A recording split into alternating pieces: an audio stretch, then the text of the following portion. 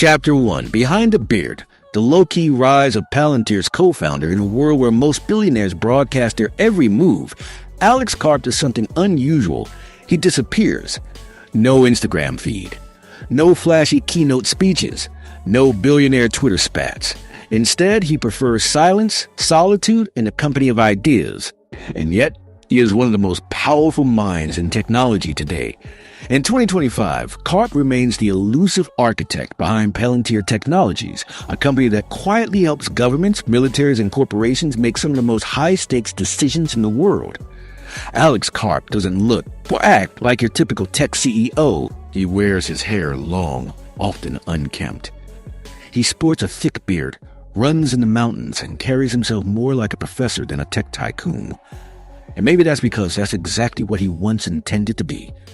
Karp holds a doctorate in philosophy from Goethe University in Frankfurt. His focus? Neoclassical social theory. He studied thinkers like Foucault, Habermas, and Nietzsche, far removed from the usual startup founder origin story. But Karp's intellectual interest took a sharp turn in the early 2000s when he joined forces with Peter Thiel and a small group of engineers to co-found Palantir. The vision: use powerful data analytics and artificial intelligence to solve some of the world's most complex problems, fighting terrorism, preventing cyber attacks, streamlining disaster response. It was born out of post-9/11 urgency, a belief that democracies needed better tools to defend themselves, and a healthy skepticism toward how data was being weaponized elsewhere. Palantir started in secrecy, backed by early funding from In-Q-Tel, the venture arm of the CIA. From the beginning, it was clear. This wasn't going to be a social media company or another mobile app. This was software built for intelligence agencies and defense departments, mission-critical, controversial, and designed to operate in the shadows. As Palantir grew, so did Karp's reputation, but not in the traditional sense. While other CEOs chased IPOs and media coverage, Karp stayed back. He preferred writing long internal memos, reading philosophy in his spare time, and overseeing ethical guidelines that govern who the company would and wouldn't work with. He refused to allow Palantir to partner with adversarial states or clients he believed violated human rights. He didn't just talk about values, he operationalized them. By the time Palantir went public in 2020, it had already become indispensable to government agencies across the US and Europe. Its Gotham platform was helping track terrorists. Its Foundry system was managing COVID-19 response logistics, and its software was being used in everything from military operations to supply chain management. Through all of it, Karp remained intentionally out of frame. He rejected the idea of a personal brand. He avoided the Silicon Valley echo chamber, and he resisted the billionaire culture of acquisition and excess. That resistance became his signature. What makes Karp compelling isn't just that he's different, it's that his difference seems to be working. In an era defined by digital chaos and hypervisibility, he's carved out a space defined by calm, control, and almost unnerving quiet. And yet behind the beard and the mountain runs lies a strategist operating at the highest levels of global power. Palantir's software touches everything from military intelligence to disaster response. And the man behind it all does so without needing or wanting the world's approval. In the next chapter, we go inside the offices of Palantir itself. Because just like its founder, the company's inner workings don't follow the usual script. Welcome to the quiet command center of a tech empire. Chapter 2. The Quiet HQ, Palantir Culture and Command Center. If you were to walk into a typical tech company in 2025, you might expect open floor plans, neon walls, espresso machines humming, and employees zipping between beanbags and snack bars. But step into Palantir's headquarters, and you're immediately somewhere else entirely. There are no brand slogans on the walls, no t-shirts with quirky startup mantras, no ping-pong tables or kombucha taps. What you find instead is stillness, strategic, intentional, almost surgical. Palantir's HQ, now firmly settled in Denver after years in Palo Alto, mirrors the mindset of its CEO. It's efficient, it's Spartan, it's serious. You won't hear loud chatter or impromptu brainstorming sessions in colorful corners. Instead, conversations are purposeful, meetings are short, and the work being done is heavy because Palantir doesn't build consumer apps. It builds infrastructure for intelligence, defense, disaster response, and high-stakes analytics. Lives, policies, and nations rely on what happens here. Alex Karp walks the halls in sneakers and gym clothes, often straight from a run. There's no executive office with gold accents, no entourage, just a quiet presence that's felt more than seen. Karp is known for scribbling ideas on whiteboards, quoting obscure philosophers, and challenging teams not just on what they're building, but why. He doesn't just ask about features, he asks about ethics. The employees reflect this ethos. Palantir hires thinkers as much as it hires engineers. Many staffers have backgrounds in political science, international affairs, law, and data ethics.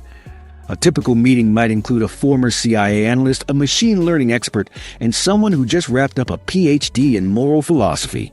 And unlike other firms where disagreement is seen as friction, at Palantir, it's the point. The company encourages internal debate.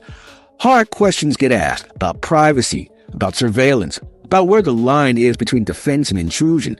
There are no blanket approvals. Every contract, especially those involving governments or law enforcement, goes through a rigorous internal review process. Karp himself often gets the final word, not just as CEO, but as moral compass. Palantir's product teams are also structured differently. Rather than separating technical talent from frontline deployment, engineers often work alongside clients. They embed with defense departments, health ministries, logistics teams. This direct exposure gives Palantir something rare in tech, products shaped by real-world urgency, not just abstract design. And yet, for all its seriousness, Palantir's culture isn't grim. It's intense, but mission-driven. Employees describe the environment as demanding but deeply meaningful. There's a sense that they're building something bigger than a platform, that they're shaping how democracies defend themselves in an unstable world. This belief is reinforced by the company's refusal to partner with authoritarian regimes or to use its software for mass surveillance. While some of its contracts remain controversial, Palantir draws lines. It's walked away from lucrative deals that didn't align with its internal values. In an industry driven by growth at any cost, that restraint is radical. But make no mistake, Palantir is growing. Its software now underpins decision-making in dozens of governments, multinational corporations, and critical infrastructure providers. From logistics during humanitarian crises to predictive maintenance for airlines, the company's reach keeps expanding quietly, without much public fanfare. And that's exactly how Karp wants it. No press splits, no App Store rankings, just results. Because for Palantir, power lies in precision, in being deliberate, in doing work that matters even when no one's watching. In the next chapter, we dive into the tools themselves, Gotham, Foundry, Apollo, and how Palantir's AI platforms are shaping industries and redefining the very idea of what software can do. Chapter 3, AI Domination Gotham. Foundry and global impact for a company with no splashy product launches, no consumer-facing apps, and almost zero advertising. Palantir's reach is astonishing. In 2025, its software platforms are quietly running under the hood of some of the most critical systems in the world. You may not see Palantir's name on your phone screen, but odds are, its technology has already touched your life. From hospitals and airports to governments and disaster zones, Palantir's AI platforms, Gotham, Foundry, and Apollo, are powering real-world decision-making at the highest levels. Let's start with Gotham, Palantir's original and most well-known product. Built in collaboration with U.S. intelligence and defense agencies, Gotham was designed to integrate massive volumes of data, structured, unstructured, classified, and open source, and make sense of it. Think of it like a superhuman analyst pulling threads from thousands of disparate sources and weaving them into something usable. In defense operations, that might mean identifying terrorist networks or uncovering hidden financial trails used to fund cyber attacks. In law enforcement, it could mean mapping out criminal syndicates in real time. It's powerful, precise, and controversial, used in sensitive operations where speed and accuracy can save lives or alter geopolitical outcomes. But Palantir's reach didn't stop at intelligence. Enter Foundry, the commercial counterpart to Gotham. Foundry is used by Fortune 100 companies, airlines, pharmaceutical giants, shipping conglomerates, and governments alike. Its role? To turn complex data chaos into actionable insights. In 2020, it helped Pfizer accelerate vaccine rollout. In 2022, it guided logistics for Ukrainian humanitarian aid. In 2025, it's powering predictive maintenance for aircraft fleets, optimizing global supply chains, and helping energy companies model grid failures before they happen. What sets Foundry apart is its ability to adapt. A retailer can use it to track inventory across continents. A food distributor can use it to anticipate shortages. A city government can use it to prepare for flooding. And all of it is built to scale, with security baked in at every level.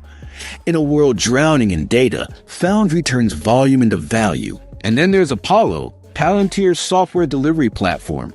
Apollo isn't what end users see, it's what makes everything else work.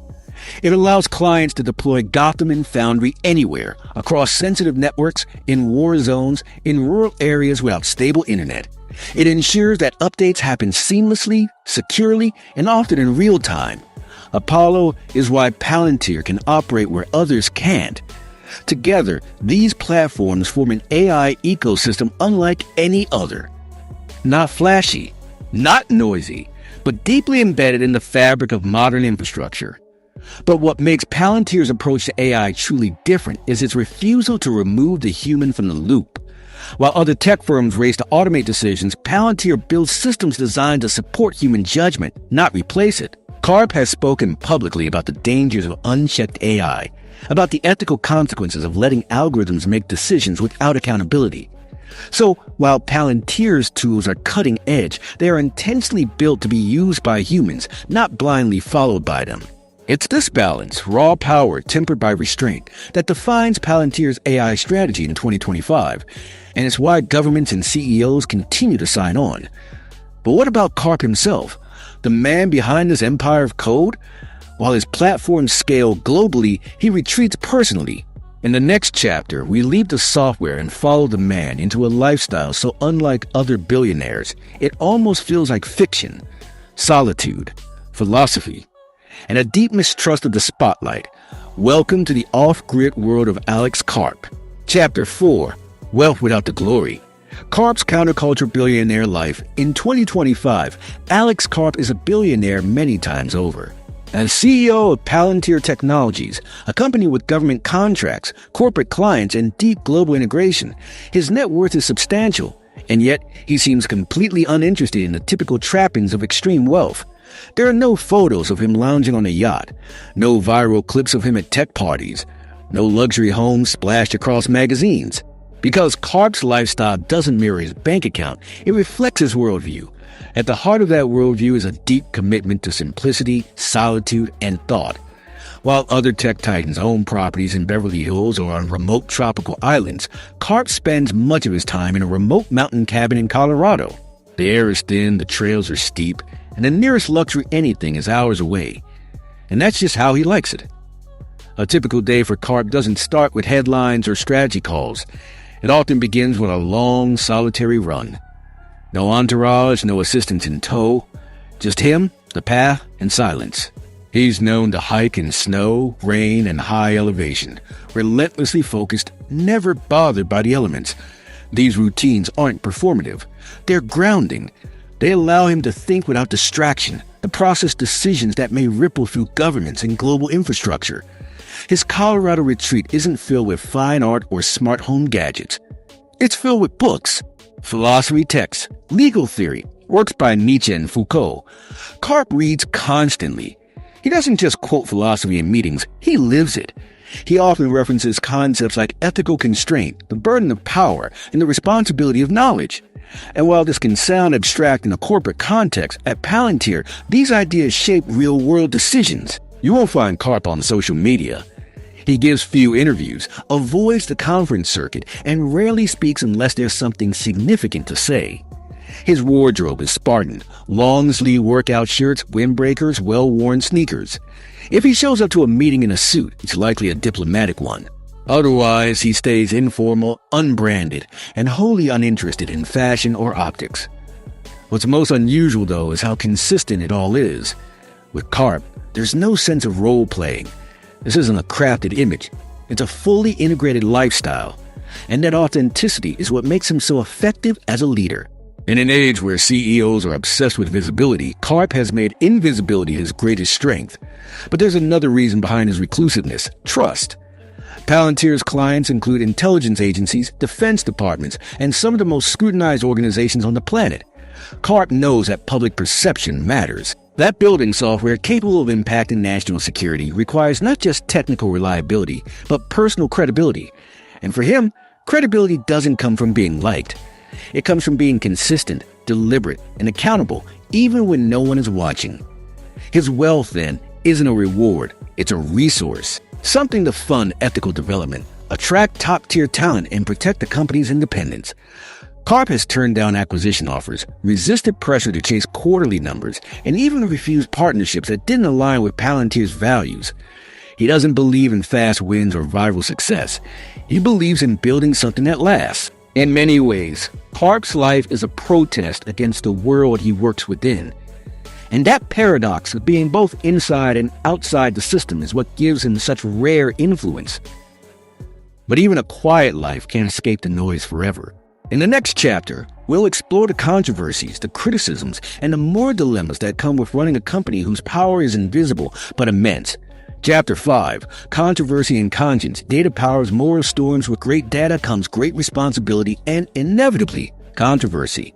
In 2025, Palantir stands at the center of some of the most high-stakes debates about surveillance, privacy, and artificial intelligence.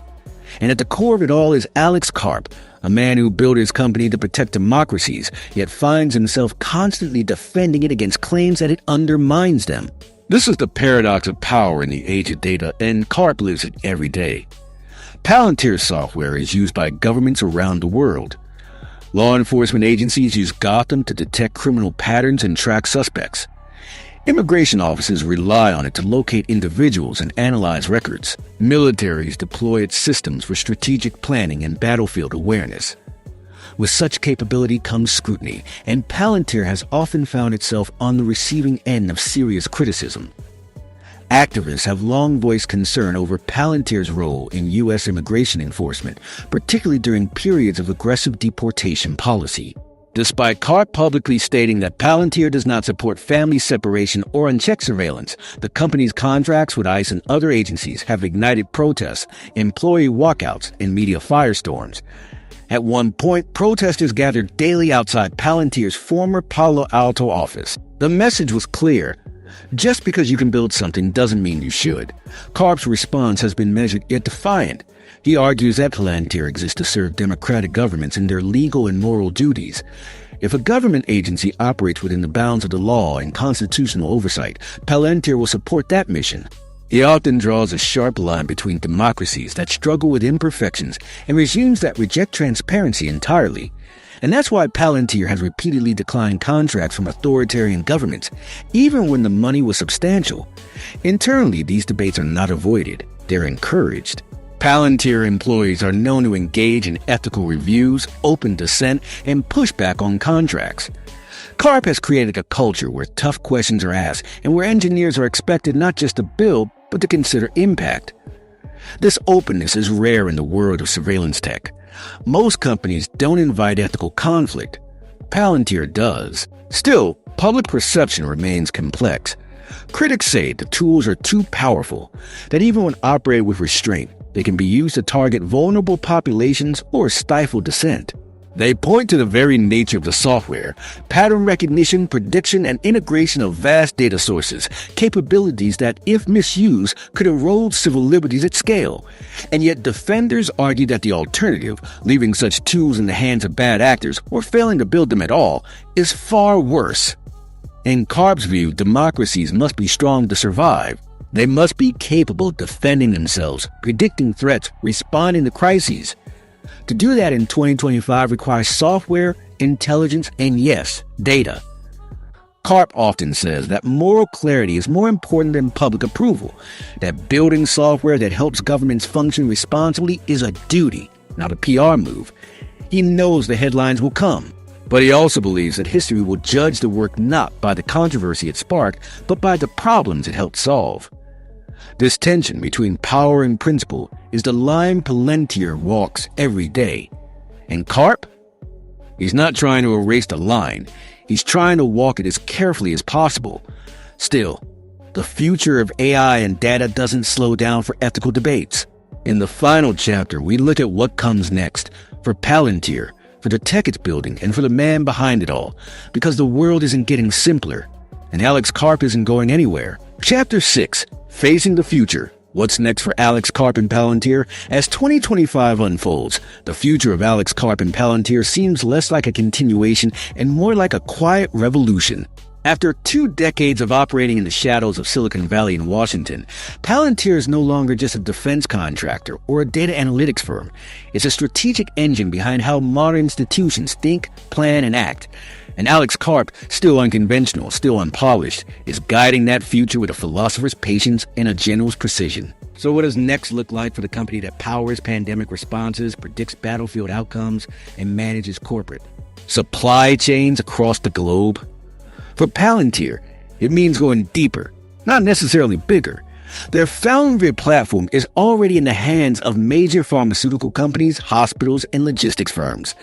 But now, it's expanding into public health systems. In India and parts of Africa, Palantir tools are being used to predict disease outbreaks, distribute medications, and stabilize overwhelmed infrastructure.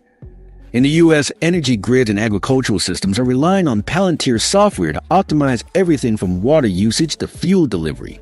This isn't just big data anymore. It's planet-scale logistics made personal and local. And while Gotham remains a core product for defense and intelligence, Palantir is pushing it toward peacetime applications, emergency response, anti-trafficking operations, disaster relief, even climate resilience. In a world destabilized by everything from extreme weather to cybersecurity breaches, this software isn't just a tool for governments, it's becoming an institutional backbone.